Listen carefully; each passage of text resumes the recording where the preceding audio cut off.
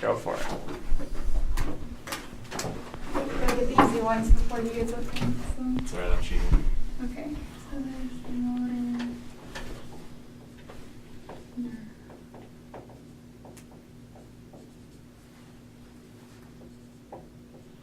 I don't know how to spell this. Is it right?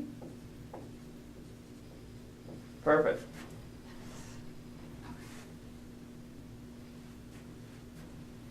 Is this calcium? Maybe? No. I don't know. This is calcium, right? What do you think? Oh, I don't know. That's why I asked you. Okay. Z line. Mm-hmm. What is the Z line? Is it just Z line. where they connect? Yeah, it's just the. Because it looks like a Z, and so it's.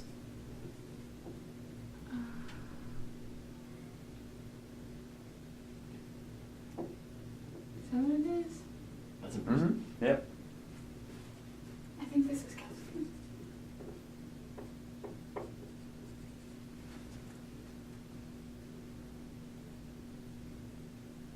This is the thing that they changed the name of it. I don't know. Yes, it is. What's that name? It starts with an S. It does start with an S. What's the original name? I don't remember. Is it the ER? It is. So I don't remember what the new name. Okay. I don't remember what this is called either. Is it the microfibril? No. Okay, I'm out. Wow, she got most of it.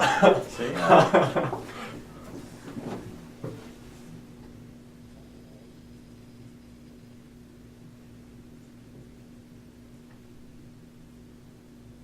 Perfect. How do you spell this? Yep. It's SAACRO, but close enough. So, while you're up there, explain what's going on then. So what's going on? So the motor neuron releases acetylcholine, which opens the gates so that the sarcoplasmic reticulum will let out more calcium, which binds these little, or takes off the Shield. Shield off of what? Off of the actin? Yes, off the actin, which allows what? You were saying it. which allows the myosin to grab onto it. Yep, so that it perfect. contracts. Perfect. So it contracts. There you go. You guys know muscle contraction. I just have to remember it. How does muscle relax? It pumps the calcium back into the sarcoplasmic reticulum. Yes, Reticulum. it does. And does that take energy? Yes. Yes. Yes. Yes, it does. Because it has to be active transport back. Wait, don't erase it yet. I won't erase it yet.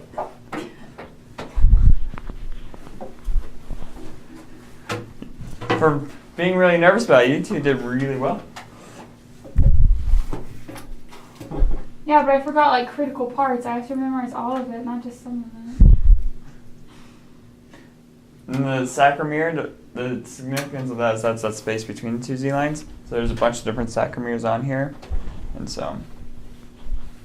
So as far as like function, I mean, those names aren't really important other than understanding. Understanding, because you could technically hear the phrase the calcium's released into the sarcomere, which is basically just saying that calcium's put into this space. You know. Okay. So is a sarcomere, is that one cell or is that? So this is a myofibril, and myofibrils are inside cells, this whole cylinder tube. Okay. So there's a bunch of these inside a muscle cell. So if you think about it, muscle cells, we don't change the number of muscle cells when we're, growing bigger muscles. Right. What changes is the number of myofibrils inside the muscle cell. Okay. Does that make sense? So you have a muscle cell with a bunch of these little cylinder tubes inside the cell, bigger cylinder, called myofibrils. Okay. You increase the number of these, you're gonna, increase the size of the cell. So when you increase those, it increases the number of like sarcoplasmic reticulum. Yeah, it's because this is a myofibril, so it's increasing the number of contracting part. Is there one sarcoplasmic reticulum per sarcomere or sarcomere? or is there? No, it usually covers multiple. Okay. The other thing is, what's a motor unit? Motor unit is a group of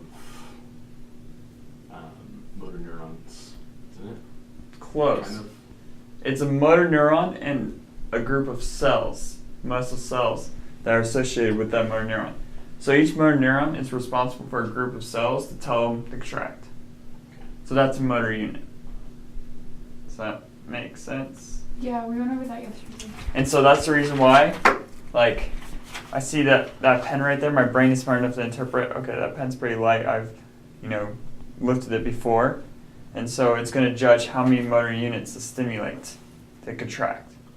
So if you were to continue lifting it up and down, does the brain just keep rotating between the different ones, or does it? I don't know. But the fact that I can do this means my brain can interpret both these objects and immediately say, I only need to fire like 3 motor units over here when I need to fire 300 over there, I think, And so the brain is really good at, judging, okay, that's going to take more. And that's why sometimes someone gives you an object, you're like, whoa, that's heavier than it looked like. It kind of like freaks you out. It's because your brain's trying to guess, how much it weighs. That's fine moving. Because if the brain always fired the same amount, like if I were to pick up this pen, I would hit myself in the face, because I fired too much. Does that ever happen where people lose their ability to? Yeah, I'm sure it does. And you can trick people all the time. Like, I don't know if you guys watch The Office. When he puts quarters in his phone and then he takes them all out and he hits himself in the face with his phone. Yeah. Like, it's that same idea. Like, your brain starts associating. Your brain goes, okay, the phone is this amount of weight, and so his brain was already associating. I'm used to picking up that weight for that phone. And so this time when he picked it up, because his brain's thinking that's how much it weighs, it doesn't, and so he fires too many motor units. Figure out how to do that. But, yeah. So does that make sense? Motor units? You will see that term on the test. Okay. So